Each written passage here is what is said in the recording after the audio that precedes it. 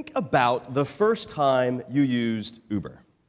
Remember the first time you used Uber. Now, if you've never used Uber or Lyft or any other ride-sharing service, I want you to imagine yourself in this scenario. You were getting ready to go to the airport, so you thought, you know what, I've heard a lot about Uber. I'm going to use it today for the first time. So you pull out your mobile device, you download Uber onto your mobile device, you create your account profile, you put in your credit card information, you're all set.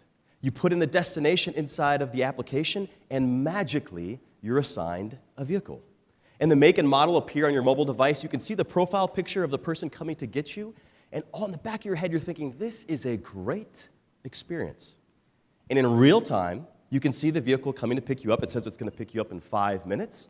So you're thinking, great. You toggle over, check some email, look at stocks, your social feed, and then you get a notification saying the vehicle is outside, ready for you.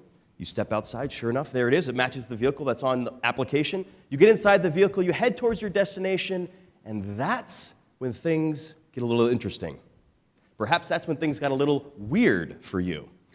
This is your first Uber experience. Remember this? You were approaching your destination. In the back of your head, you're thinking, what happens next? How do I conclude this ride? Do I need to swipe a credit card? Well, there's no credit card machine inside the vehicle. You're thinking, do I need to pull out the application and execute something to complete the trip? Well, that doesn't work. Part of you is feeling like, is this free? Do I just get out and go? This is great. If you're a millennial like me, in the back of your head, you're thinking, oh no. Is the driver requiring a tip? Because me and all my other millennial colleagues and friends, we left our cash in the 90s. So they're not getting a tip. So all this is rolling through your head, and so you're thinking, oh my gosh, you're fumbling around. And again, this is your first Uber experience. Hopefully you had an experienced driver that looked back, and as you began sweating, wondering what happens next, they very calmly and very gently looked at you and just said, get out.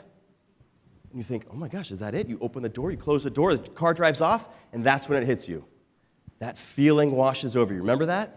That was that feeling of, did I leave my luggage in the trunk? You're like, no. You're a very sharp individual. You grab your luggage, you're standing there, and this feeling hits you. You all remember this feeling. It was a feeling of, that was effortless. That was a seamless experience brought to you by technology and the connected world that we live in.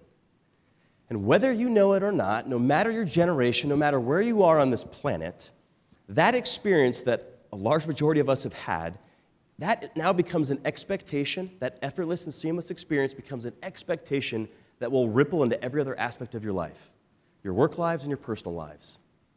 But what's interesting is for the emerging generation, that expectation ripple effect is happening exponentially faster and sooner than we've ever seen.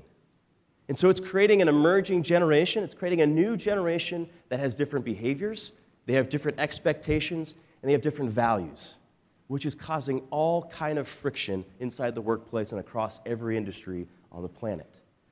And so today, I'm going to alleviate some of that friction by getting a firm understanding of some of these who is this emerging generation, some of the trends that are happening, and I'm going to give you some actionable strategies to apply to overcome some of this friction.